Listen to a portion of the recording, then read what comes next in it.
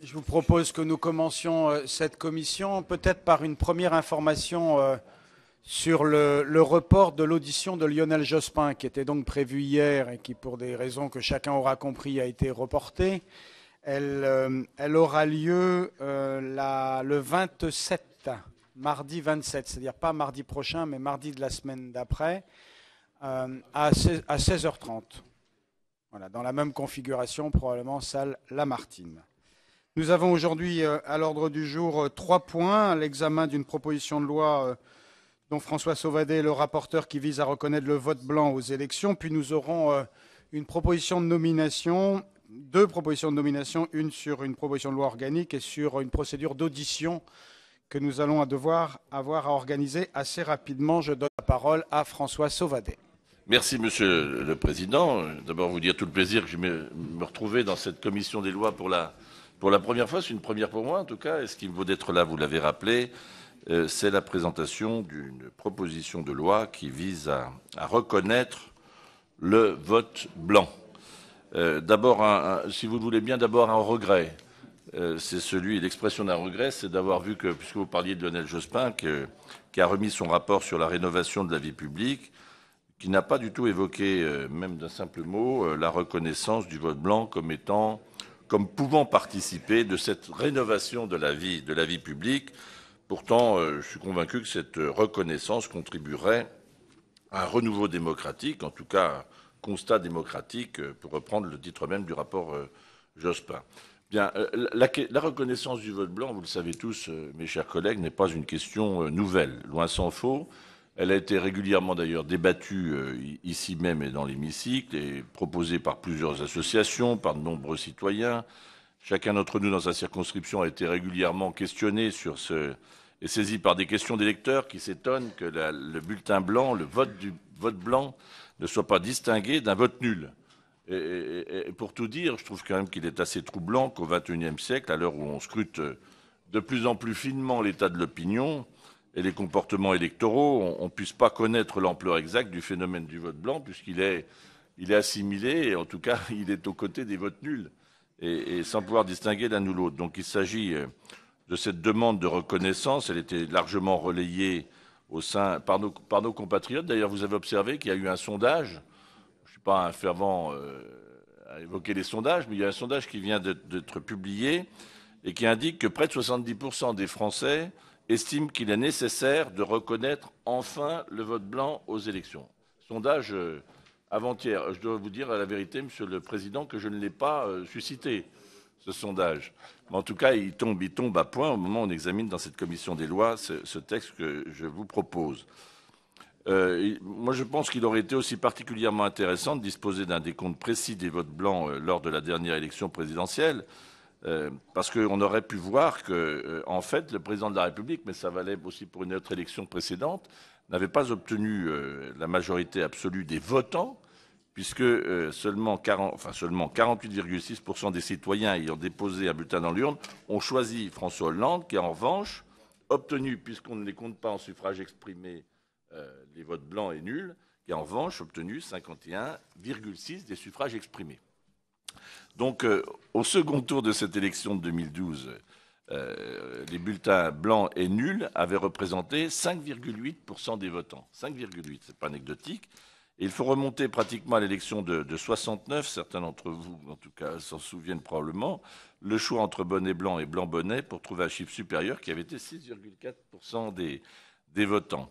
Mais en nombre d'électeurs, quand on regarde bien, en nombre d'électeurs, et on a regardé les chiffres, il y a plus de 2,1 millions de citoyens qui ont voté blanc ou nul au deuxième tour de l'élection présidentielle de 2012. Plus de 2 millions de personnes. Donc ça constitue un record de toutes les votations, élections et référendums intervenus depuis la Ve République. C'est un élément qu'il faut avoir présent à l'esprit. Et cette situation, elle doit nous interpeller, elle doit interpeller tous les démocrates. Nous sommes d'ailleurs nombreux, sur tous les bancs de l'Assemblée, à avoir déposé des propositions de loi visant à reconnaître le vote blanc. Je crois même d'ailleurs qu'une dernière vient d'être déposée à l'initiative du groupe, ou en tout cas du MP. Et avant d'ailleurs de présider notre commission, monsieur le Président Urvoas avait lui-même déposé une proposition de loi en février 2012. Et j'ai dénombré que pour la seule Assemblée nationale, il y a eu 7 propositions de loi qui visent à reconnaître le vote blanc sous la 10e législature, 93-97, 5 sous la 11e, 1997-2002, 6 sous la 12e législature, 2002-2007, et 8 sous la précédente législature. Vous voyez, c'est un peu augmenté par rapport au... Et donc, c'était donc 2007-2012. L'une de ces propositions, là aussi, vous le savez, pour ceux qui ont suivi ce sujet plus particulièrement, a été discutée et adoptée par l'Assemblée nationale en 2003. J'en étais d'ailleurs l'un des signataires, donc vous voyez qu'il y a une certaine constance dans le suivi du texte. Et donc, cette proposition de loi, elle avait été modifiée d'ailleurs par rapport à son contenu initial, parce que je n'ignore pas que nous sommes nombreux à vouloir la reconnaissance du vote blanc, mais le débat se porte sur cette comptabilisation en suffrage exprimé ou non.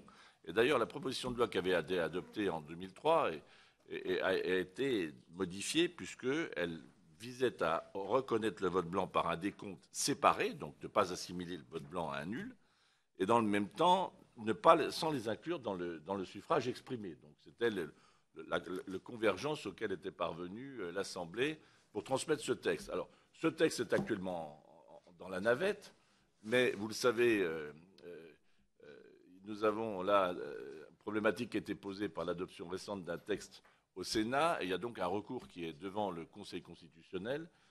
J'ai rencontré M. Carcassonne, qui fait une lecture assez stricte et qui pense que dès lors que la législature est passée, même si dès lors que le texte n'a pas été voté, examiné par la Haute Assemblée, ce texte tomberait. Donc on va voir ce qu'en dira le Conseil constitutionnel, mais c'est la raison pour laquelle nous avons souhaité réinscrire le texte et ouvrir le débat sur cette reconnaissance du vote blanc au début de cette législature.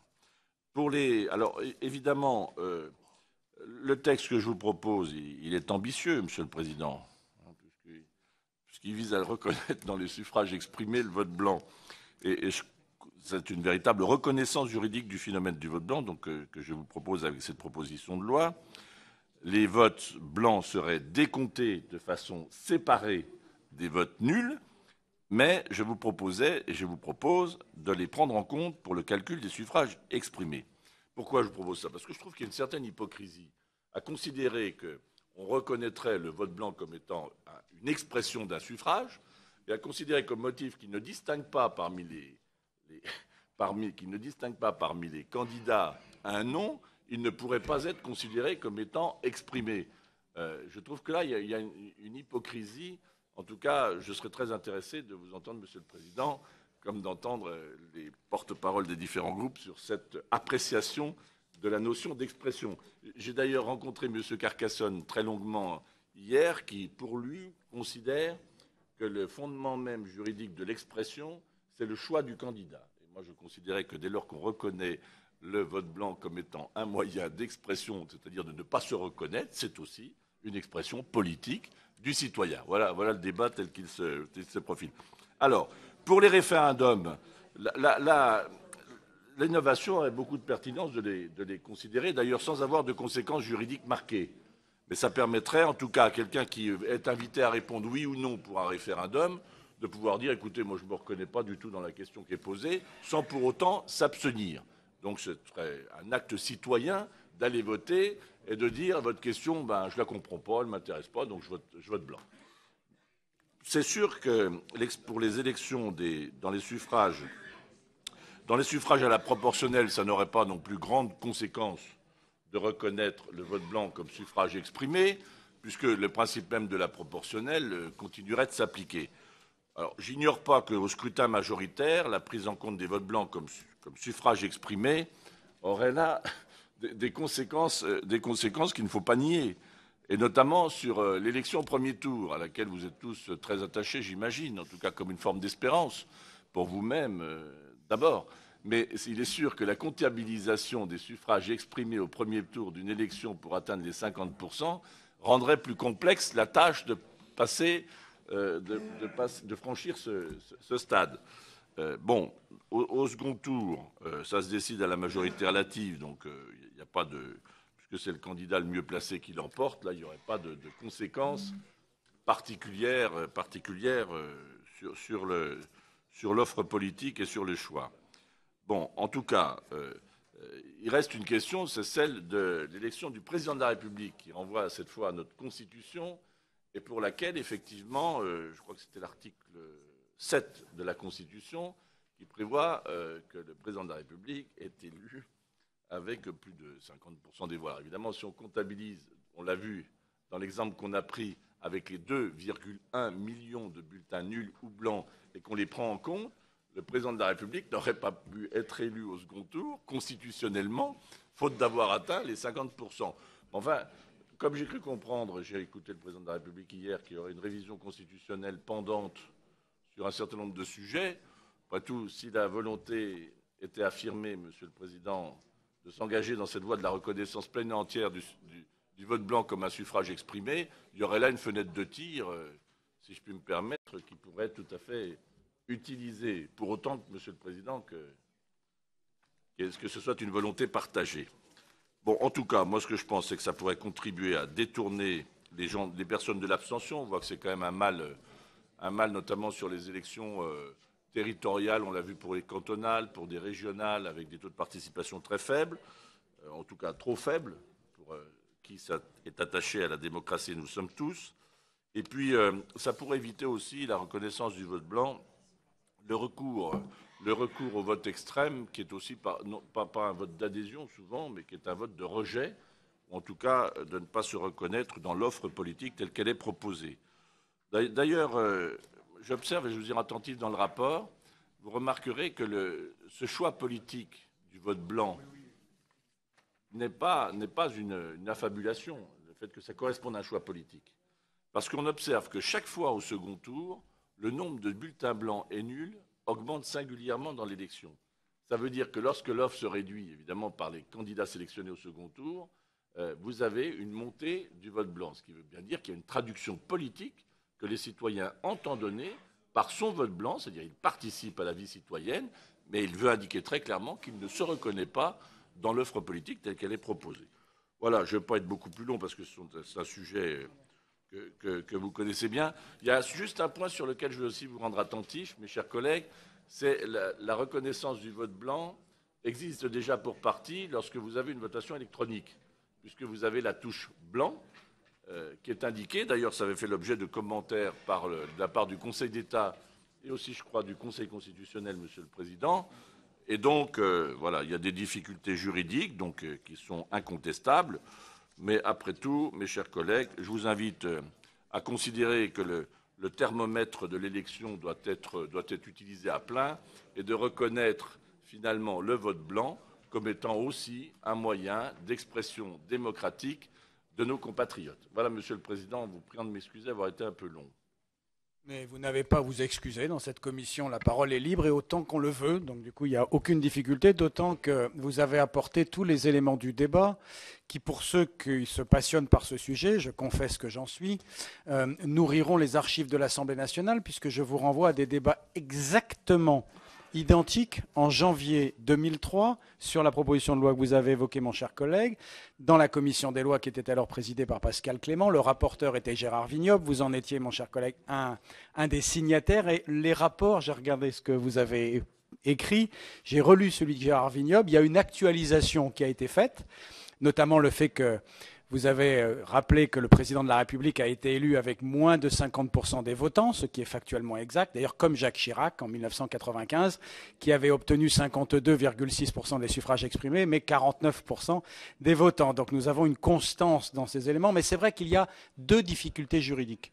Je le dis parce que je n'apporte pas une novation. Le premier, c'est ce que vous venez de dire sur l'article 7 de la Constitution. À compter du moment où, dans cet article, il est inscrit que le président de la République est élu à la majorité absolue des suffrages exprimés, si nous décidions que le vote blanc est intégré dans les suffrages exprimés, nous aurions là une difficulté puisqu'il y a un risque qu'au deuxième tour, on n'atteigne pas cet objectif.